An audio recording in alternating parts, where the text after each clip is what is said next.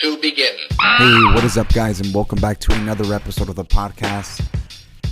It's been 3 months, man. 3 long months since I released any content, and obviously 3 months since we've all been put in this situation that none of us have ever experienced, and we're honestly really trying to deal with it day by day. So, I mean, welcome back if you guys are tuning in. I'm so glad to be behind the mic again, or in front of the mic. It's definitely nerve-wracking, especially when you kind of have to like figure out what you want to talk about with all this shit going on. It's kind of hard to try to keep up with what you want to talk about, but I give props to everybody who's been pushing, who's been working actively in terms of trying to change the conversation of what is going on. Props to you.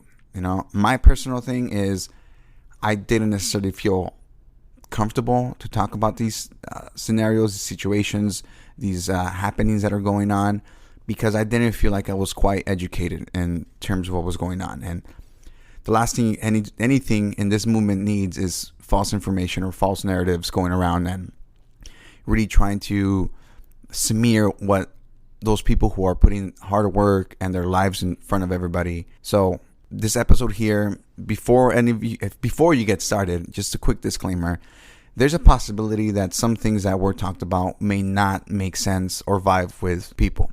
And I get you. I understand that you have your own objections and your own personal experiences that may not allow you to agree with what was said.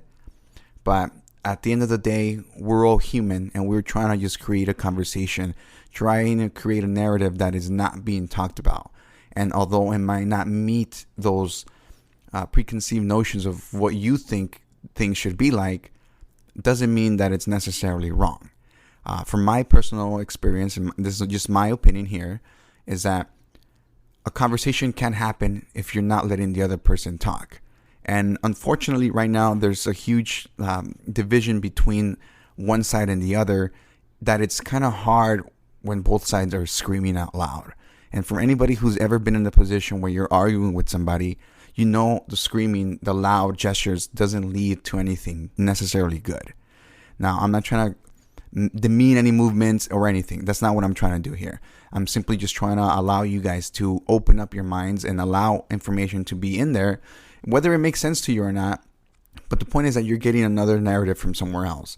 So that kind of gives you a well-rounded idea of where both sides are coming from. And again, you don't have to agree or disagree. But if you hear something that you personally feel that is valid and that should be at least acknowledged by the person that you're hearing say these things, call me out. I don't mind at all. I'm more than open to shifting my narrative, to shifting my opinions. And I understand I have my own biases and I have my own objections, just like we all do. So I just want to make sure that if there's something that you don't hear, that you don't fully agree with, please send me an email, send me a direct message. Just tell me, hey, you fucked up. You said this wrong. I don't agree with you. That's fine by me. I accept it. Just don't be a dick about it. Don't call me an asshole or a little turd or something. But, just tell me, hey, this and this was not necessarily wrong. Here's where you can look into. And I'm more than happy to open up myself and take that information in, because I myself am personally about trying to grow. And I'm aware that I have these limitations in terms of my experiences and my objections, but it doesn't mean that I'm not capable of opening up and trying to see things from a different angle. Because as long as I've been doing this podcast, there's been a lot of people that have, in a sense, challenged the things that I used to think about, where I basically caught my ignorance, but I put my part to try to release myself from that. And at the end of the day, that just feels like a lighter weight off of me and a better understanding of who I am and what I can provide and how I can help those that are in the position where they're fighting, where they're on the front lines. So I hope you guys enjoy this conversation. I'm going to be doing a solo episode in a few days where I go more in depth about this kind of stuff. So stay tuned. I'm probably going to break it up to 3-4 different parts, depending. It's going to be a solo episode, so it might be a little weird, but for the most part, I hope you enjoyed this conversation. Today, my guest was Cosmosis. She is an MC, poet, spoken word artist, and a co-founder of Greenboro. Check it out. I had a great conversation with her. It was fun. I joined her in her house. Cool environment. Like, it's just nice going back to my roots. For those who don't know, when I started podcasting, I started recording out of my car with some friends, have an iPhone, and that's slowly moved towards buying like a mixer, microphone, and we started traveling from people's houses to houses or locations where they wanted to record. And it honestly was one of the best times for podcasting because there was so much freedom, there was so much uncertainty in what was going on, and every time that we did an episode, it was a new experience. So I'm kind of, happy to see where this is going to go, and that's all I can really say. I hope you guys enjoy this conversation. Today's music is going to be brought to you by, I might be trying something different in the coming weeks, but for the most part right now, there's going to be, we're trying to keep the show in the same format that it was before this whole break stuff happened. But for the most part, today's music's brought to you by Silvandgold with their song Visionary. It's one of the newer songs that got released, I believe, in May. So it's like, if you guys heard her last album and now you're like, man, when is she going to release new music? Well, it's out now. So go check out the song, go support it, go share it, go follow. And then once everything comes back to the new normal, go check her out at some shows. Without much further ado, I hope you guys enjoy. Okay, the fame they wanted in the worst way, but fake is the mistake they made, cause they assume a wave is greater than how they were made, looking side to side in vain, duplicating everything, nails between their teeth, cause they don't know who they be. It's lame, but I don't play these games. I'm sturdy, a seesaw in my own mind, but I'm on both sides. Don't worry, keep a balance, easy but you're swervy. I'm a willow tree, you're weeds and worthy. I'll pick you, my style blow your feathers till they stuck in poop. For womanhood, you're pitiful. I turn my niece's face away so they don't do what you do. So keep your tips and comments minimal. Spiritual's my principle. I rebel with my verbal because physical is minuscule. I'm morphing, minds is pivotal. I make a lane for future individuals, cause this will last longer than tacky visuals. Appropriating culture ill. You act out spill. I'm exhausted with the fake ones overshadowing the real. Talking shit is universal. I spit with no rehearsal. I come in peace but got techniques that'll surely murk you. Talking shit is universal. I spit with no rehearsal. I come in peace but got techniques that'll surely murk you. A prickly cactus in my forehead so you can't dismiss it's obvious. What's up, everybody? Thank you guys for tuning back into the Social Primate Podcast. It's been a few weeks. You can say maybe like almost 3 months since we last released an episode. But we're doing it again. This time we're a mobile edition. And we're here located at today at the guest's house. Thank you for having me, by the way. Of course. We have Cosmosis. What's up? What's up, Eddie? Thanks for having me. Thank you for having me here. Like, your house is awesome. It looks super chill. And I mean, I think when I first started podcasting, I kind of started going like mobile too. Okay. So it's kind of like back to my roots of podcasting. Like, I'm back into like some random person's house. And I don't know, I guess there's just a more comfortable sense of where you're at because you're here and this is your place. Definitely. But thank you again for having me at your house. Yeah. I appreciate it. And that's inspiration to hear that you got started there because this is the studio right here, Yeah, that's how a lot of things start, your garage or just an extra space that you have around and just use it to your advantage. But I mean, again, thank you. It's awesome and I'm glad I'm doing this again. And I mean, let's get started. Let's get started. Thank you for talking to me. For talking. Yeah, I mean, for people who don't know who you are, like, can you give us a little bit of background about what you do? You said MC, poet, and you're co-founder of Greensboro. Yeah, yes. Greenboro. Oh, God damn it. Greenboro. So, yeah, I'm a poet, MC, and co-founder of Greenboro. Mm-hmm. So, Greenboro is a new artist community that we created to support the independent artist community and also empower the communities where we come from. Mm-hmm. And we're looking at the best way to have an impact. So we're still researching, whether it's going to be technology or something with the music industry, but we want to find a way to serve the art and also the community. Okay. Now, did that idea come out of what necessarily? Was it just like, because again, you do like a spoken word. I've seen some of your videos on Instagram. Did that kind of develop from those goals that you had? Like when you started doing that? So it all happened very naturally for me. So I've been writing since I was way young. Mm-hmm. And then I mentioned to you that I got started with poetry and spoken word in college.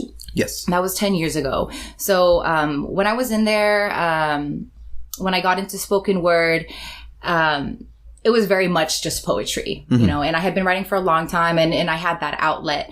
And then at that time, everyone was becoming a rapper, right? Yeah. Everyone and your mom's a rapper, right? That was that era. Everybody has, hey, you want to see my mixtape? Exactly. So I was like, hell no, am I going to be another fucking rapper? So I resisted it for a while. But at one point, all my friends were going to all these EDM shows, raves, you know, $100, $200 raves.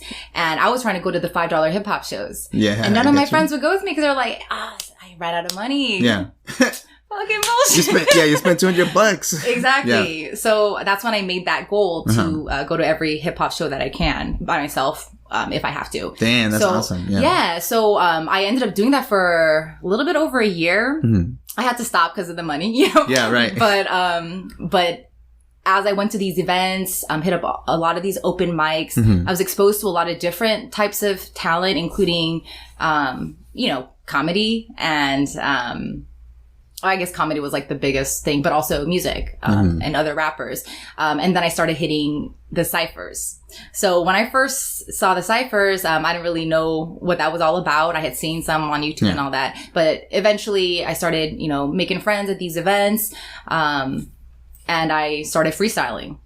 So as a spoken word poet, I got into freestyling, and, because I had been writing for so long, I was able to write freely in my head. I write a lot of stream of consciousness, which is a great tip for anyone who's trying to get into freestyling. Yeah, I mean, that's what was a quick question. Like, a lot of these things, do you like sit down and kind of put together, or is it something that you kind of just start flowing with the ideas in your head, trying to do that wordplay? Is that like, do you jot things down for the most part? I'm always writing notes. Yeah. But usually my poems get started like, you know, like something hits me. Yeah.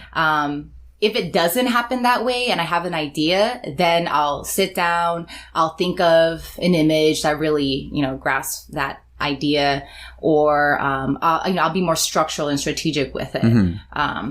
Brainstorm the concept and really draft it out. But I feel like my best pieces, my most impactful, like from the heart pieces are the ones that just kind of hit me. And then at that moment, I have to sit and write. Yeah. Or spit and record it, because once it's there, it is gone, you know? Yeah, right. You have to, yeah, exactly. It's like a really fleeting moment, you know? If you don't capture it, then you can try to recreate it, but it's not like at its pure essence of what it is, you know? Yeah. You know, and so, but I totally get you in that sense. So now, like, when you, like, for example, I think I recently saw that you're going to be releasing an EP sometime, right?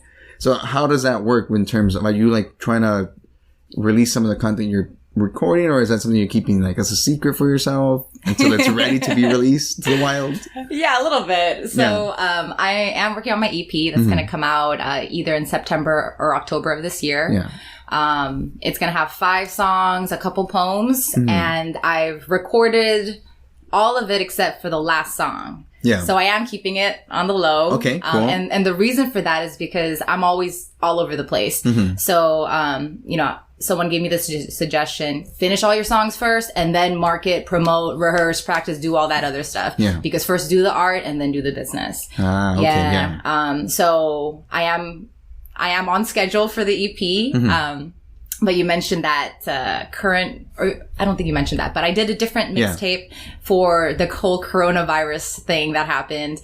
Oh, damn, a whole like just a mixtape of like that kind of work? So it was it started out as the idea to make a mixtape with me and my producer Symmetry, who's also a rapper. Yeah. We just created a couple songs, 3 songs about coronavirus and certain issues relating to that, stuff that were on our mind. And we actually recruited a couple of our artist friends to jump on and share their perspective as an artist in this time. Oh, damn. Yeah, and it's on SoundCloud. Okay. I'll send you the link. Oh, it is? Oh, nice. That's even better. You know, people have something to check out for right now. It gets better. Yeah. Oh, damn. So okay, that's 3 songs with 4 or 5 perspectives, right?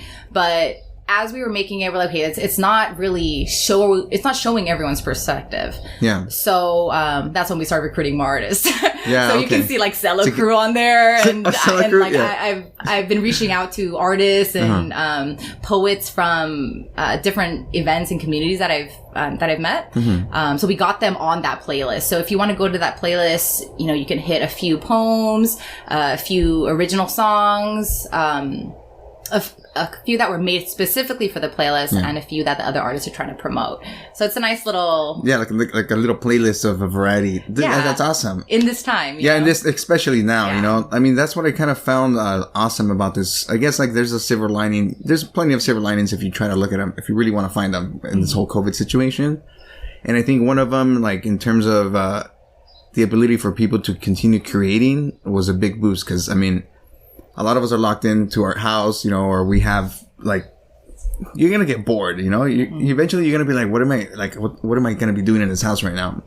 And usually creativity stems from being bored. Like, you're just there laying down and something comes up. Whether it doesn't have to be like a drawing or music, but an idea to do something different comes out. Normally, a lot of us don't have the time to be bored in our normal lives. Yeah. So it doesn't allow us to kind of like start thinking of things that we want to pursue, type of thing, So again, that was the silver lining that I saw when I saw people creating content, like releasing videos. Sell Hip Hop was releasing like these little their talk show video casts, little talk show, Sell TV or something. I saw you doing those little quarantine like freestyles. And then I saw a bunch of other people just kind of like continue to pursue what was going on, and I was like, damn, like this is like prime time for people who are creators to have, like, I guess, eyeballs, in terms of what they're doing. I mean, I guess not everybody has, like, a great message to say, because sometimes people are really negative. But at the same time, like, I don't know, that's where it gets weird. I mean, that's a whole nother rabbit hole. But the fact is that people can create that content and continue creating content for people who are willing to consume it right now, But we are willing. Well, we're always willing to consume, right? Yeah. Yeah, true that. But, I mean, for the most part, again, like, your type of content, like, the spoken word part, like, at what point did you get turned into that? Actually, it was class, right? So I was in this poetry class, and we have workshops where we share our work. Yeah. And I remember even when we were doing the workshop, all writers get nervous, right? That's when you get critiqued. So as I was doing these, like, I always love sharing because I like critique. I call people out. I expect them to call me out too. Yeah. That's how we get better. It's true. Yeah. Yeah. So I was doing critique, and I did a poem, and I mean, you've heard some of the content that I have in my poetry. So, it was, mixed reviews, right? Yeah. But someone had mentioned, hey, you sound like you're doing, slam poetry, so that's when I went to the open mic on campus, and then just read it. So it really went from the class to the stage very quickly. Yeah. And then after I hit that first stage, I just went back the next month, and it didn't come easy. Like, I have stage fright. I get anxious, you know? Damn, I can only imagine. Yeah. Yeah. I mean, like, I still swallow my spit. Like, I choke on my spit sometimes if I get nervous, but just, I don't know, just kind of having it happen so easy. Like, it really just came so fluidly. And I think that's why I never really stopped myself, because I always came back to writing. So, as it transitioned into spoken word, and then freestyling, and then rap, and now I'm kind of exploring, this organization of Greenboro, and trying to learn Audacity and producing music. I'm growing as an artist, and just that fluidity has really, that's how you grow as an artist. Allow yourself to be fluid. Yeah, right. Because you stay in that same box, and because I mean, I guess people can say like, oh, I prefer this artist album because it's like this specific style, but then the next album is like some whole new thing, and it's like, damn, these guys suck now. But in reality, it's like, no, like, they're they're experimenting with their different sounds. They're growing, they're allowing the music to teach them, new things. And that's what it should be, because we can't always stay in that constant state of things. There's that flow is necessary. Yeah. And when you go to these shows or open mics, whether you engage or not, you're exposed to other people experimenting, and that's what makes that's what makes me grow as an artist too, just to see that. And now when you go to these places, like, well, for the most part, the stuff that you talk about, how have they like affected you? I mean, I think one of the questions I wanted to ask you here was like how does the culture that we are currently in, or just in general, even when we're outside of this, how does it like influence the work that you put out? You mean outside of this, like outside of coronavirus? Mm-hmm. Yeah, I mean, I guess for the sake of this question, like now, like how has that affected the way you see things? Because I mean, we started with the coronavirus, and moving into the last 2 weeks, there's been an explosion of protest and all this social injustice. I would think that for a lot of us, we're all trying to talk about that narrative in a sense, because we all have our different ways of expressing it. But for the most part, like, how's that affected, or anything that happens usually, does that affect the way that you write things? Oh, yeah. I would say it all affects me. Yeah. And it's challenging because a lot of my work is based on social issues. It's social criticism of current events a lot of times. Yeah. And it's tough because, I know one piece that I was working on that was about, violence against women. And that's something that I've struggled with personally. So when you go into topics like that, it's tough because, first of all, I got to get into that mind state to really be genuine about what I'm trying to say. And then I also got to keep my mind right and not, get deep into anger or rage or whatever, because that's just not going to be productive. So it's a challenge. But that's where my heart is. Like you said, there's a silver lining. And anytime that there's an event like that, you also mentioned, you see these artists coming out and speaking on what they see, and everyone's experience is different, and that's powerful. That's what inspires me, and that's, so it's tough, but it's so rewarding because to be a part of that counteraction, right? Yeah, exactly. Yeah. Going back to the whole Corona stuff, I think the last one I heard, I think it was on IG Live, I think like a few weeks ago or something. Like just hearing you talk about in that specific way, how like, I guess like there's this paranoia in everybody about what's really going on. It's kind of like, I don't know. It's just really hard. It's just a weird time. So it's really hard to kind of like talk about it, I guess. But I honestly lost my train of thought right now. Okay. I mean, how has that like in terms affected you and in the way you see your environment, I guess? I don't know. It's fucked me up. Yeah. I mean, it's messed me up in a lot of ways. Yeah. So, I mean, you mentioned, some people are calling it fake and, there's also real consequences.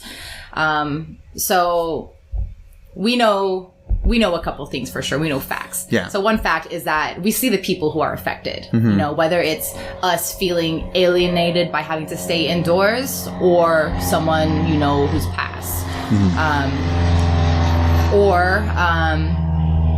Hold on, see. I just lost my train of thought too. Yeah, it was that plane. Damn. Yeah, there's a lot of planes right here. Is that what happened to you too? Yeah, I was just hearing some outside noise and I was like, I gotta focus. And the point is I forgot. Okay, all right. So, so you were asking me. Yeah, I mean, I guess just the overall question would be like, you mentioned that it fucked you up. It definitely fucked like everybody, man. Yeah. So, as far as that conflict, so yeah, we know that the government has lied to us a lot of times. So there's no reason for them to not be lying about it. Now, it would be against a lot of logic to believe that they are not lying to us. Yeah. Definitely. I definitely see it because, I mean, anybody who's really trying to look into history will understand that the government is not your friend, and they're obviously going to try to incentivize you by like, hey, come here, Yeah. Let's give you a stimulus package type of thing, And that's enough for a lot of people to be like, cool, Yeah. $1,200, fine, let's take it. Yeah. And what you mentioned that, like, even though they are lying to us, like we have these other consequences. So you mentioned that we got to do what we got to do, and that looks different for everyone. So when I was living with my parents, like I had to make the decision to not go to work for a while because I didn't want to put my parents at risk. With these protests happening, some people have to decide between keeping their parents or family safe versus going out to protest for their rights or for the rights of their friends and family. So we kind of find ourselves in a place between like being there for society and being there for ourselves. And I think right now there's a lot of shaming going on too. Oh, a lot. Yeah, definitely a lot. And I wouldn't say that's called for because we don't know other people's situations, you know, and I mean, every experience is valid, you know, and I thought of this earlier today, and I wasn't really sure how I felt about me thinking this, but I'm gonna just say it. Yeah, of course. So, you know, right now, Black Lives Matter, Black Lives Matter, right? That's obvious. There's like, imagine the cop, right? Imagine the cop who is going to work and, you know, has a job to do and then does the job, gets told to, you know, find more. Yeah. Right? Like, we know that's the requirement. We know the system is fucked. But just imagine being that cog in the system, going out to do a good job. You have a family you're trying to take care of, right? Yeah. And then imagine like you're going out first day, second day, whatever.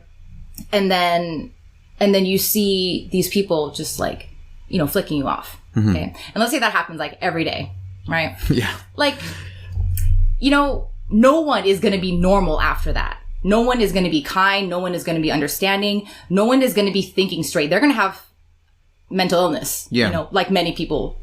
We do. Right. You see it. You see it on a constant day. You're like, okay, like, yeah, it's just, you see somebody flip you off one day, you're already pissed, you know? Yeah. You see it every day, you're going to grow some sort of resentment. Yeah. You know? And like, let's lower all that to like something that we're not going to get all contentious about. Like, let's say like I'm going to work, you know, I'm a safety manager at a aerospace company. I go to work and, you know, I have this policy that people got to be here by this time. And if they're 1 minute late, then they're going to get one warning. Second warning, they get fired. Right. I may not agree with that, but I'm going to follow that because that's my job. Yeah. I don't go beyond thinking about it because I'm not concerned too much, first of all, because I expect them to be at work. Right. I believe that that's my principle. But if that were a life and death situation, it'll be a little bit trickier because you have that thought, hey, I'm conflicted. I shouldn't be doing this, but I'm told to. Right, yeah. But you also have an additional conflict, which is the public telling you that you're a monster, all this, blah, blah, blah. And then you probably start to believe it. And what happens when you keep being told your shit? Ask any child who's grown up in an abusive relationship. You become a shitty person. Yeah. You know? So I think that's something that we got to remember in this tough time. And like right now, I'm trying to step back from sharing my poetry because right now I don't want to be, I'm talking a lot right now and I don't want to be talking all this when I think Black voices should be heard, you know? And I also think right now there is a lot of emotion out here and there is also a lot of walls and barriers and that's preventing us from moving forward. Yeah. And I'm not talking about like, I'm not defending the police. No, I get you. I say defund the police. The system needs to change. The criminal system needs to change. Health system, housing system. We need to renew all that stuff. Yeah, it needs a revamp, an overload. Exactly. Like, huge. What I'm saying is that we have to kind of see each other as people and just have conversations and really just try to listen because right now we're so stuck on saying you got to do this and you got to do this. You know, we have to kind of step back and hear the other person. And for real, the only reason that I think I can say this right now is because I was trained as a mediator. Before I was trained as a facilitative mediator, oh my God, I was like talking to people trying to like make sure they understood what I was saying because I want to be understood and trying to make sure that I was clear in my expectations. But that's not how you connect with someone. Right. No, that's just, exactly. Because that other person is trying to do the same and then you're just clashing. Yeah. And you want to hear the other person, you know, and I bring that up not to say that like, shit, I'm a mediator too, you know, but to say that like I've been studying human rights and civil rights. I've been volunteering. I've been studying and doing all kinds of, you know, good, I think, good for the world, right? Being a good, sound citizen, right? Not racist, sexist, classist, trying to be all that. Yes. And then I become trained in mediation and then realize I'm not listening for shit. So I think we all... Right. Because I mean, I don't mean to interrupt you, but you like, we don't like to see ourselves as being biased. Like we think like our point of view, kind of like you have it and the other person next door has it, but we're not really paying attention to the fact that we're completely different. Yeah. And like one of the points that you brought up was like I want to make it clear for people who listen to this is that, like you said, you're not necessarily saying that the cops are all good and stuff, that you support the cops. But the thing is, like, you really have to step back, which is why I kind of didn't record, because I didn't want to just jump on a bandwagon and like start talking about it when I didn't really fully understand it. But at the same time, a lot of people are, and they have every right to do so, to act on the emotion. But the thing is, when you act on pure emotion, you kind of do blind yourself in the sense of what's really going on, and trying to educate yourself to the point where you're not like bullying somebody because they're not doing enough. And the whole cop thing is like, I have a relative that's in the LAPD, and I don't want to go too deep into that, but unfortunately I was there around him when he started like the whole academy training stuff, and he went in there with the intentions of good, and you slowly kind of start seeing, based on the whole process, is like, he, first he's in the academy, he's doing some training, like some write-ins with other cops. And then he gets put into like the jail system for a year as a guard. So that whole year, you're just set up to see the evil in people, like the bad, the worst of the worst. And you're there day after day, just putting up with these like people who either need mental like counseling or some sort of help. And at the same time, people who are legit just murderers. And you see the bad in society, so that would only psychologically just break you down as you go. And then after that, you get put in some of the most violent areas in the like LA area, and it's like, that doesn't help. It just grows some sort of PTSD in terms of what a person can be. And then it's just the power. The power just goes to your head, I'm sure there's a bunch of good cops out there. Like, there's no denying them. But the very fact that they're not able to be hold themselves accountable, or like, if you're my partner, I'm like, hey, dude, you're choking that guy. Like, take off your knee. Like, at least take off your fucking knee. It's like, at what point, that just makes you an accomplice. You're not really being there for what you're supposed to be doing. And it's very unfortunate. I see him now, and it's like, he's obviously for like the whole Blue Lives Matter type of thing. And again, it's not saying that nobody else's lives matter, but at the current moment, it's those black lives that need that voice right now, And it's just hard because, I love the guy, he's really close to me and stuff, but it's kind of hard to see like the fact that he has this whole perspective of how things should be, like that people shouldn't be protesting, that they shouldn't defund the cops because, what are they going to do when somebody calls the cops? They're not going to go around and help people out. But it's like, dude, you're set up to do a job. Like that's, like you're a safety manager, you're there to do certain things, or you're there to do graphic design or whatever it is. Your job as a cop is to protect and serve, but I don't know. It's a whole different tangent there, but the whole idea is it's just weird to see because, you don't want to be on one side and then people think you're on the wrong, or that you're supporting something when they shouldn't be supporting that. But as you said, it's about in reality, it's about trying to kind of mediate or balance out your views, and be more understanding that there is a more human aspect to that other person, without necessarily minimizing the experience that everybody else is having. Definitely. And I'm glad you shared that, that you have family who's in police, because that's not something we think about, you know? There's systems that are fucked up. We all know it, and that needs to change.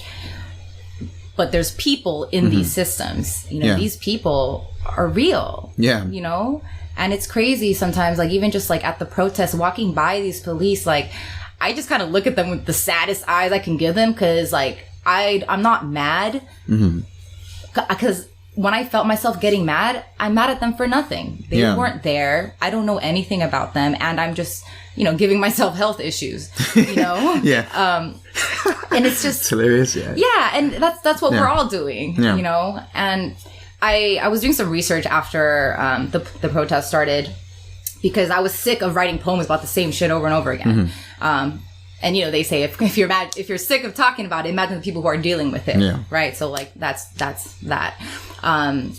But I was researching how protests can turn into successful movements, and one thing that caught my attention was that you're not trying to win over the other side; you're trying to win over the people in the middle.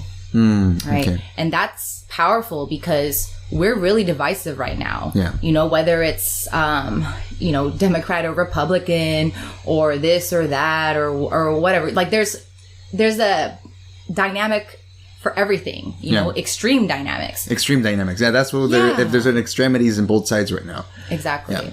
And that's preventing the conversation, you know, and that's what we need if we're really going to talk about, you know, the trauma that African Americans have in this country, because I can't even imagine that. Yeah. You know, I mean, I have trauma as a minority woman, and I know that people who are not a minority woman can't understand that, and we have to give that respect to Black people in America as well. Yeah.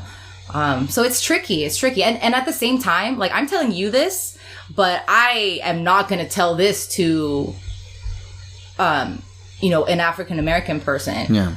Because they're allowed to be mad, you know? Yeah, of course. Yeah. You know, there's definitely all right to do so. And I mean, that's where it kind of gets weird too. Because, you know, when the protest initially started, you know, people started changing the conversation, particularly the media, which is another huge thing. Because they started facing the cameras more into the looting aspect. Like, the whole conversation got lost into what was causing those protests. Like, but at the same time, there was like undercover cops going in there and like busting shit open, like as they've done for years, for decades.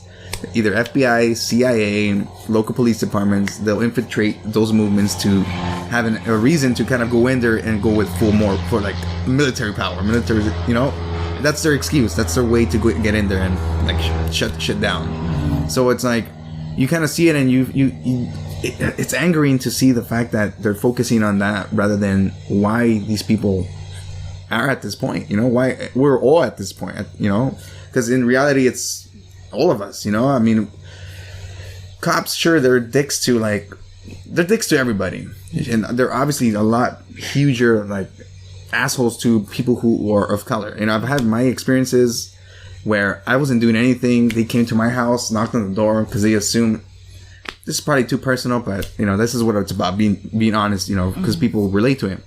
There was this one time where at the current time with my current girlfriend at the time, we were arguing, you know, voices were like, you know, a little loud, you know, but I feel like that's everybody. Maybe I'm just defending those actions, but I'm sure everybody has argued with their partner.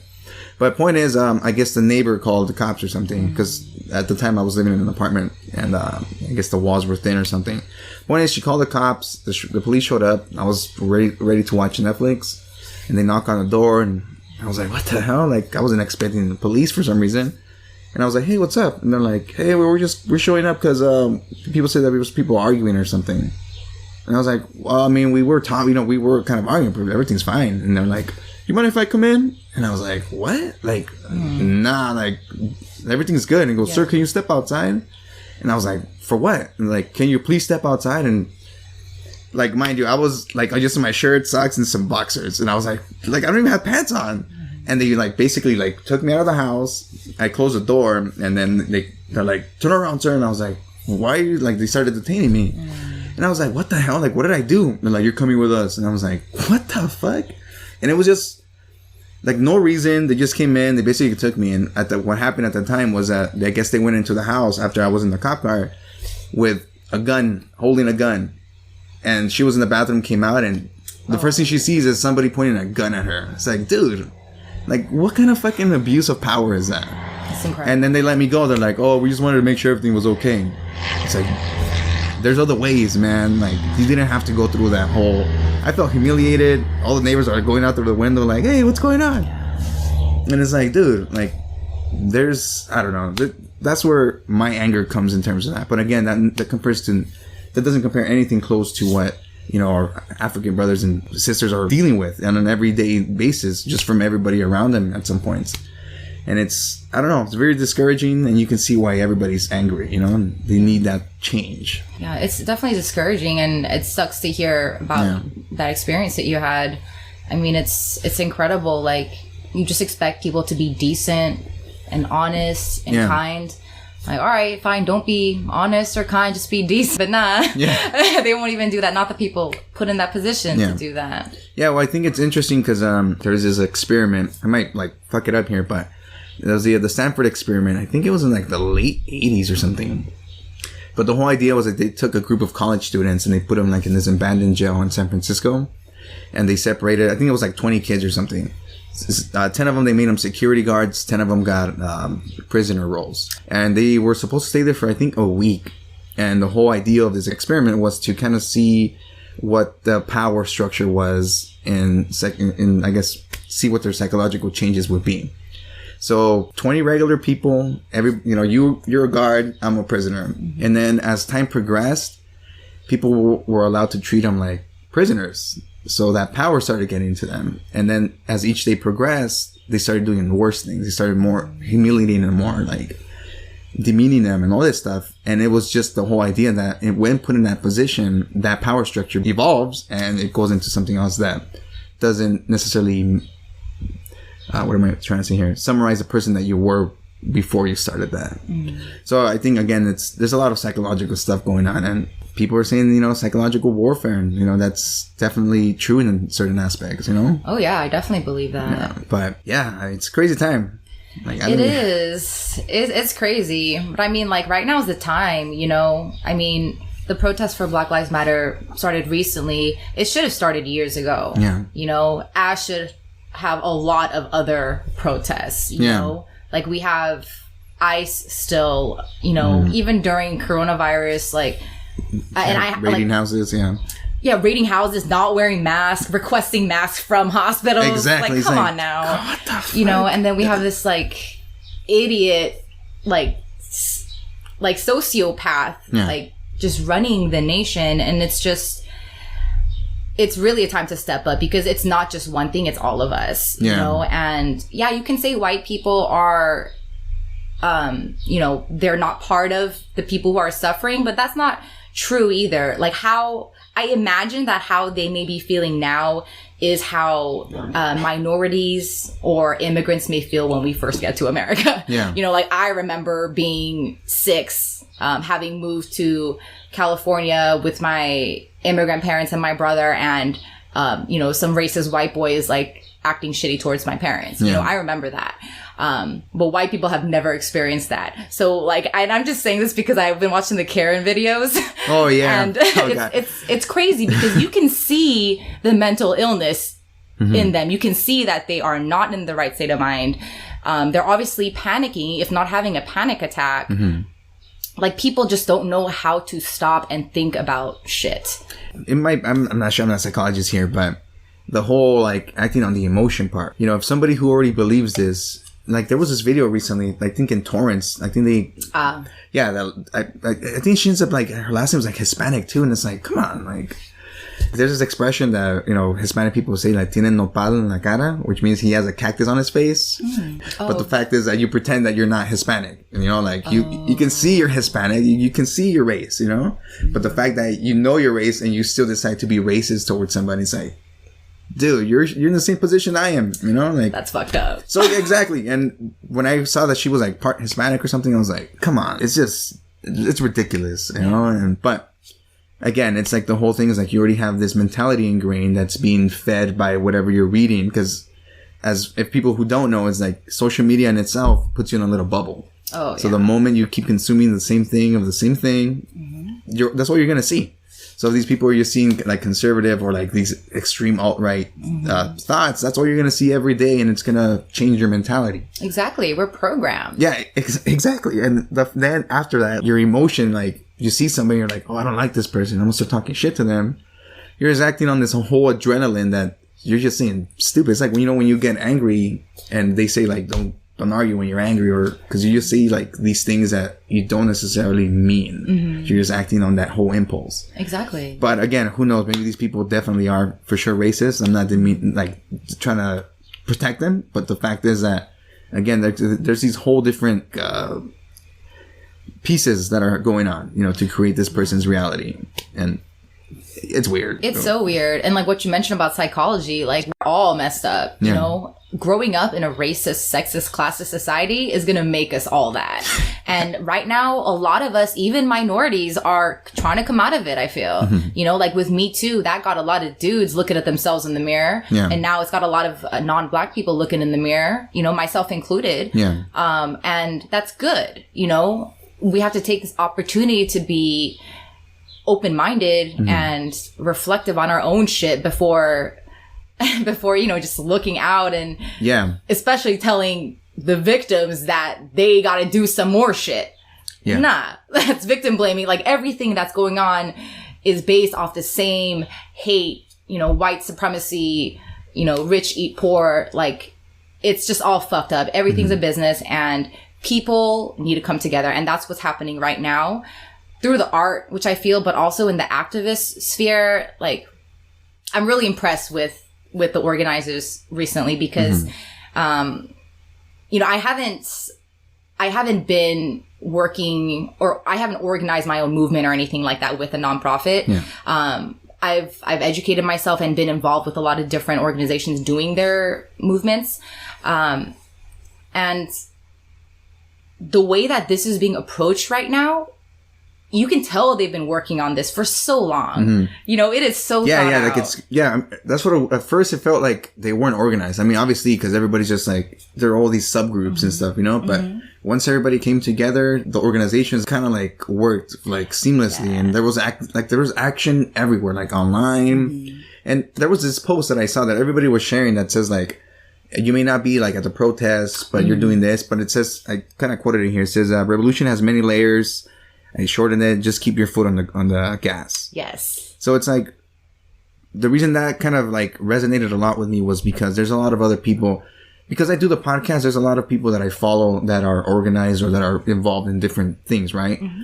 And at some point I honestly, I felt kind of, I guess, not hypocritical, but I didn't feel like I was using the platform to kind of push, you know, provide more content that was related to what was going on. One of those reasons was because, again, I didn't want to... There's a bunch of people that I came across that were sharing information that when you really Googled it, they were coming from sources that were funded by, like, specific outlets that were pushing an agenda. So it's like, at what point do you really hold yourself accountable to share things when you don't really know what you're sharing? So I kind of took a step back and I was like, okay, I want to really analyze the stuff before voicing my opinion. Especially because I have a platform like the podcast. I don't know if you had the chance to listen to a video. There was like a little comedy special by Dave Chappelle that recently came out like this week. I think I heard the drama about it, but he was like getting on another comedian or something, right? Yeah, no, on some like reporter. I don't know her. I think her name is like Candace Owens or something. I'm not really sure who she is. I haven't heard her stuff. But one of his points was that people were like, oh, how come you don't hear from these people that you follow, like these influencers and stuff? And his whole point was like, why do I need a credit, or why do you need like a, what was he trying to say? I think I recognize it. So was he the one that's saying, why should I speak on it when there are organizers doing this work every day who can speak on it better? That's exactly, quoting that, but that's basically what he was saying. And the fact was like, I had a lot of other people who were not necessarily putting a whole post like, I support Black Lives Matter, but they were kind of being shamed because they weren't doing it. But the fact was that the people involved, they were on their own separate independent accounts. They were all involved doing their own thing. So to me, that was like, why are you trying to shame people or lessen what they're doing when you don't really know what they're doing? And, you know, make it seem like they're just fucking up, you know, like, especially when it's somebody like that can relate to as like a minority. And like the whole thing was like, at what point, because you think you're doing right, can you go ahead and start putting somebody down and, in a sense, like make it about your self-righteousness rather than the actual movement? Like, oh, I'm feel better about myself because I'm doing it, but you're not. And it's like, your ego kind of gets in the way, you know? Yeah. And it's a weird thing. Like another random story here. I went to some taco spot the other day and there was this guy outside asking for some money. And I was like, I don't have any cash right now, man. And point is, I went bought a taco, came back, and I had $2 extra. And the whole idea that came to me that related to this question was, I took out the $2 and I was like, I have $2. I'm going to give it to this guy. My initial thought was, I'm going to give it to him because I want to help him out. But then there was like this side voice in the back of my head that was like, but you're doing it just so you can get good karma. And I was like, like, what were my true motives then? I still gave him the money and I walked away, but I kept thinking like, nah, like I did it because it was out of my heart. You know, it wasn't because I was trying to get like social brownie points or anything, you know? Yeah. So it's like, okay, like there's like this whole thing. And I think if you're not aware of it, it could get the better of you, you know? And I totally agree. Yeah. And, you know, at this point, I feel like if you do anything good off of social media, you're good. You know, like, just don't take a fucking picture of it and, like, you're probably in the good place. Oh, God. There was a selfie of this, a girl holding a fucking, a drill in Santa Monica for a picture. And then she just gave the drill to the Mexican guy and walked away. And it's like, dude. Oh, no. Instagram. But, I mean, there's people out there like that, you know? Yeah. And I mean, like, hey, like, I guess they are doing something at the end of the day, but when you posed that question to me, the first thing that came to me was, who is it benefiting? Yeah. You know, who is it benefiting the most? So for the story that you shared, you know, I would say both of you are benefiting, right? Yeah. And it's funny that you talk about shaming because, like, I feel like I shamed a shamer. You shamed the shamer? You know? Okay, yeah. And this was like in a week, last week, where I was like, I'm gonna just like stay, like, I'm not gonna engage in this because, you know, I'm just trying to like educate myself. But I saw this post and it really pissed me off because,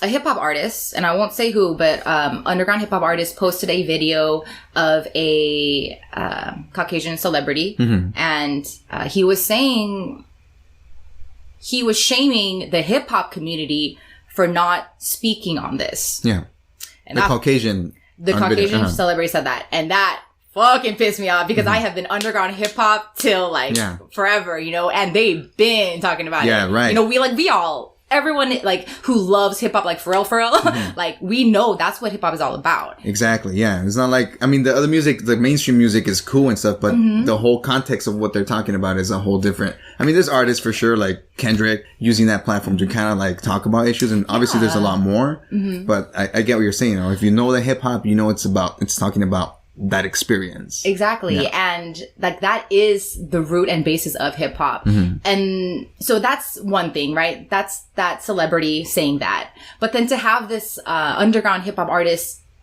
reshare it, you know, I see what it reshare this ignorance instead of reposting, you know, this underground artist's new song, like Versol. She's a hip hop artist up from NorCal. Yeah, I've heard of her. Yeah, she's good. And just a couple weeks ago, she released like just a quick song about George Floyd and, you know, just the racism and all that bullshit, very current stuff.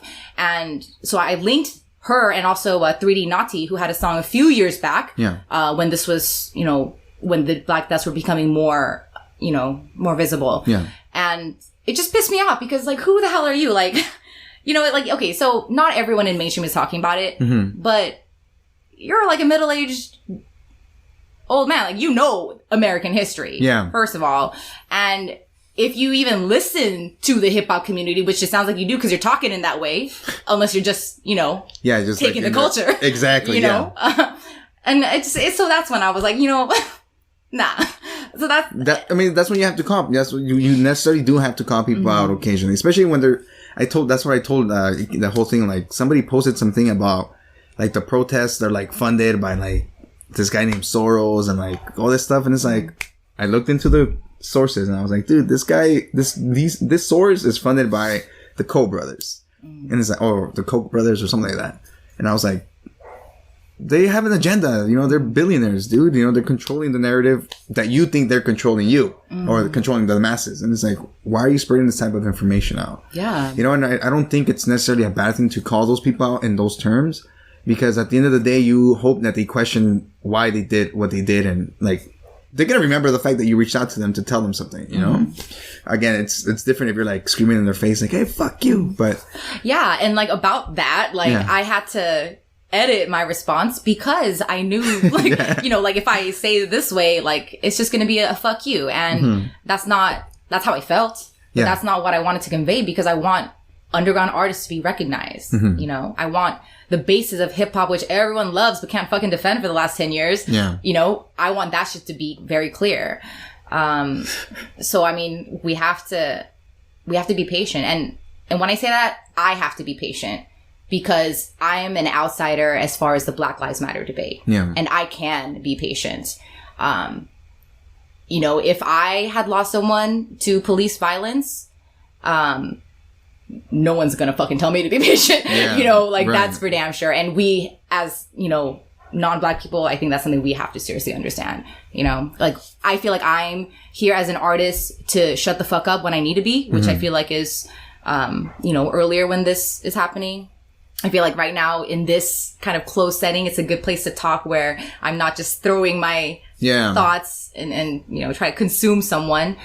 I just think there needs to be dialogue, and people are just saying too much right now without really saying what they mean. Yeah, no, it's true. And that's why, like, I don't want people to come out of, like, this conversation or any conversation that, you know, at least from my podcast comes out. It's not like, I like, in a sense, kind of challenging what they're trying to push, not push, but talk about.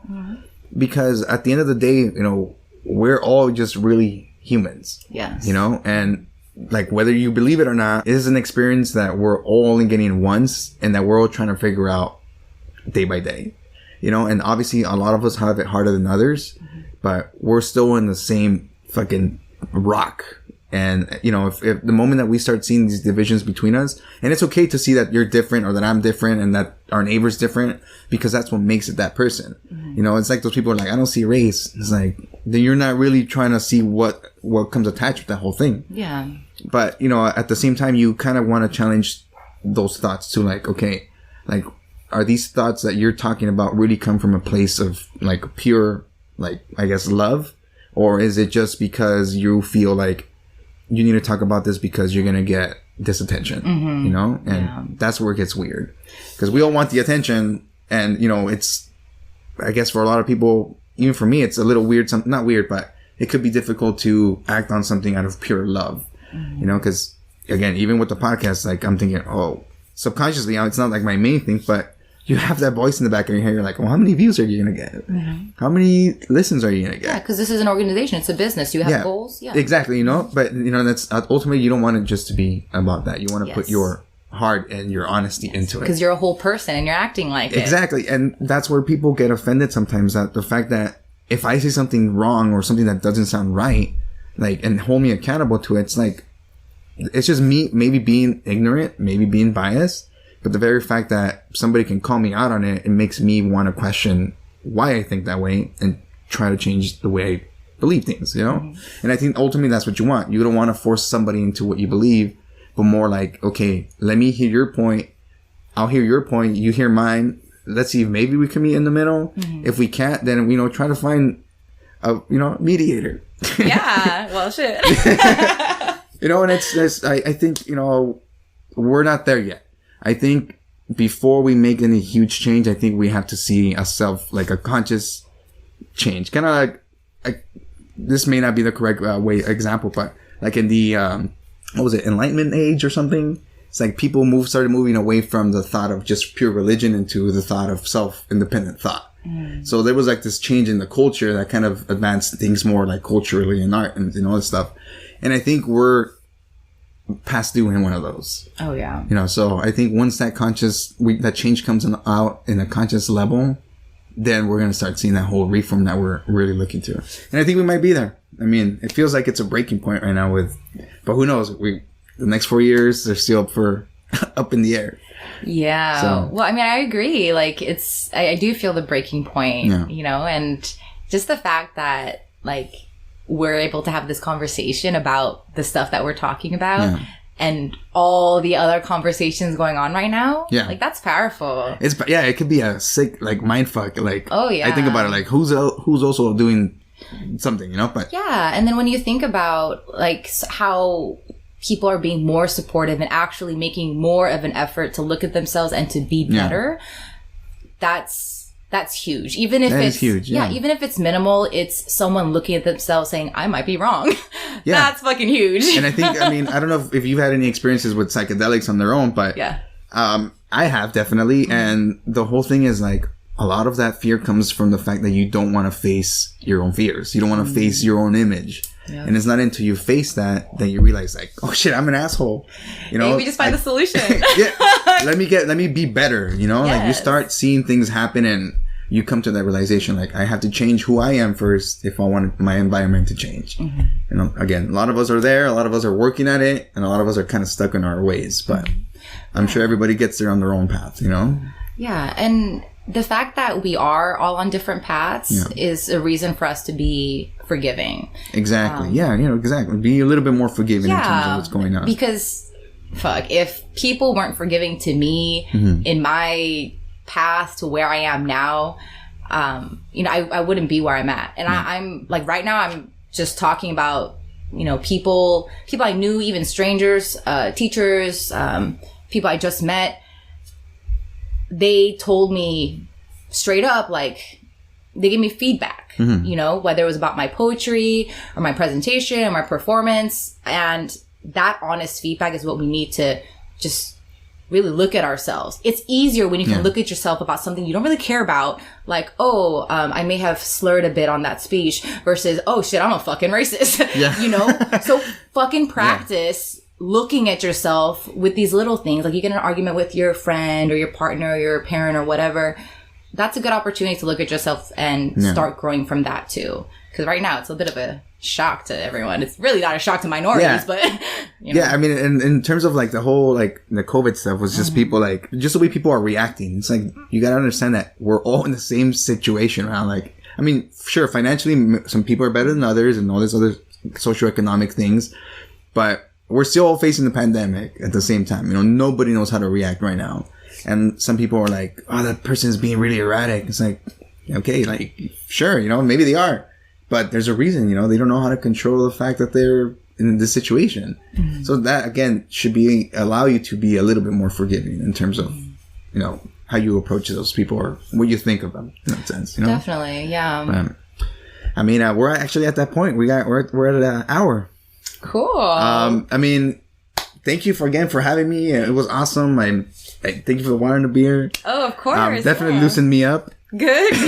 Yeah, no, I appreciate you talking to me and just the fact that you're moved by my work to, want to get some insights. I really appreciate that. No, again, I mean, I appreciate the fact that you do it, and I hope that people check out the work that you do, that you put out, because I think, again, hip hop is one thing, the whole spoken word thing is also like a whole different art form in itself. So I think the fact that, we're trying to mash it together. I mean, it's kind of already mashed, but like the way you put it together, I enjoy the way you speak. Oh, good. So thank you. it's cool. And I hope people like check it out. So again, if people want to find you, what's the best way to for them to Google you on Instagram or something? Yeah. So, on Instagram, they could find me at Ms. Cosmosis. That's MS Cosmos. You can spell that out right. And then I have a website, vivmoon.com. Awesome. Cool. And in the EP, you say is going to be dropping at some point? Dropping in fall of this year. So either September or October. Yeah. It's going to be called The Book of Cosmosis. Damn. Yes. And it's already a badass name. Thank you. Yeah. And it'll be produced by Symmetry, who's a dope rapper and producer who was also on the Current Virus soundtrack with me. Or the Coronavirus playlist. Oh, okay. The one on SoundCloud, right? Yeah. Yes. And we are also heading the Greenboro organization. Damn. Okay, cool. So, I mean, people, you heard that. If you want to check out both the playlist and your EP coming out in fall, you guys know where to go. Yes, I'm going to put up the link so you can all get it. Sounds good. I mean, we'll keep in touch. And then hopefully once that releases, I'll help share it too. Awesome. Thank you. Cool. Thank you again. And everybody, you guys take care. Stay safe. Thanks. Bye. La original. Okay, the fame they wanted in the worst way, but fake is the mistake they made, cause they assume a wave is greater than how they were made, looking side to side in vain, duplicating everything, nails between their teeth, cause they don't know who they be. It's lame, but I don't play these games. I'm sturdy, a seesaw in my own mind, but I'm on both sides. Don't worry, keep a balance, easy but you're swervy. I'm a willow tree, you're weeds and worthy. I'll pick you, my style blow your feathers till they stuck in poop. For womanhood, you're pitiful. I turn my niece's face away so they don't do what you do. So keep your tips and comments minimal. Spiritual's my principle. I rebel with my verbal because physical is minuscule. I'm morphing minds is pivotal. I make a lane for future individuals, cause this will last longer than tacky visuals. Appropriating culture ill. You act out spill. I'm exhausted with the fake ones overshadowing the real. Talking shit is universal. I spit with no rehearsal. I come in peace but got techniques that'll surely murk you. Talking shit is universal. I spit with no rehearsal. I come in peace but got techniques that'll surely murk you. A prickly cactus in my forehead so you can't dismiss. It's obvious my brain you try to pick, but your fingertips are getting ripped. And suddenly don't nobody know who you is. A missing person studying the script, trying to fit the matrix. White girls acting brown to fit in. So you think you part of culture that I know you have never ever been. Identity dilemma, but I can't connect with you. Instead, here is a point of view. Pinpoint your hood and hop the same in you. What's your taste? You say cocaine and weed music is what you crave.